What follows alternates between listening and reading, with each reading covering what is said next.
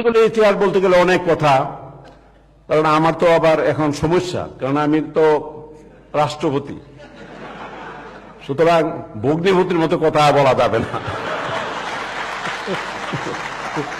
সুতরাং অনেক কথা বলতে গেলে মানে আবার কোন কথার কোন অর্থকে কিভাবে করে এদের কোনো ঠিক ঠিকানা নাই, যার জন্য আমি খুব নিরাপদ বোধ করি যে লেখার ভিতরেই আমি থাকি। এই লেখার ভিতরে থাকা সত্ত্বেও আমার কথাকে কতভাবে যে কত ধরনের টুইস্ট হয়, কতভাবে যে নিউজ হয়, এটা বলা যায় না। আবার এমন একটা ব্যাপার যে যাই বলুক না কেন আমার কোনো সুযোগ নাই সেটার প্রতিবাদও করার, মানে খুব বেকায়দা একটা পজিশনের মধ্যে আছে।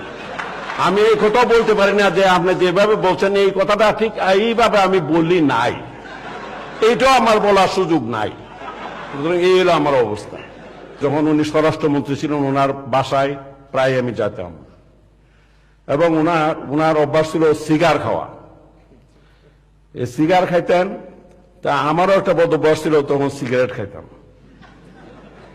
তো উনি তখন সিগারেট প্যাকেটটা রেখা অন্য কোথাও গেছে, এর থেকে 4-5টা সিগারেট আমি সরাই ফেলতাম।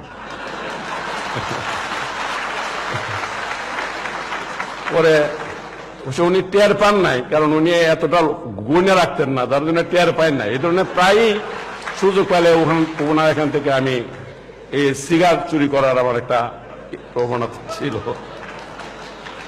কারণ এই সিগারগুলি আমাদের বাংলাদেশে পাওয়া যায় না, বিদেশ থেকে আসতো আর কি, যেটা সহজে পাওয়া যেত না, এটাকে খাইতে একটু বেশ। এ ধরনের অনেক ইতিহাস আছে ওনার সঙ্গে।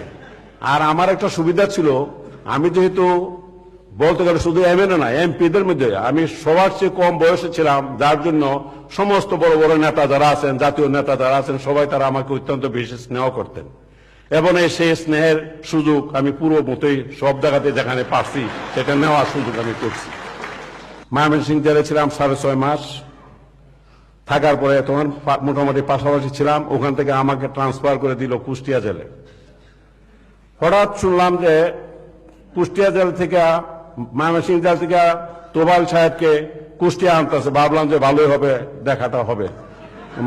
কিন্তু দেখা গেল উনাকে আনবার আগে আমার এন থেকে ট্রান্সফার করে পাঠাইছে রাজশাহী জেলে। উনি ভাবছিলেন যে কুষ্টিয়া এসে আমার সঙ্গে দেখা হবে, কিন্তু উনি আমাকে পান না, আর উনাকে আমার দেখার সুযোগ হয়নি। আবার রাজশাহী জেল থেকে অনেক তদবির করে ট্রান্সফার নিয়ে আসলাম ঢাকা জেলে। এটা অনেক তদবির করে আছি, এমনি আনতে চান না, তদবির করে ঢাকা জেলে আছি। সুতরাং জেলের থেকে ট্রান্সফার হয়ে জেলে যাইতো, কিন্তু সেখানেও তদবির লাগে। তখন লাগবে, এখন লাগে কিনা আমি জানি না।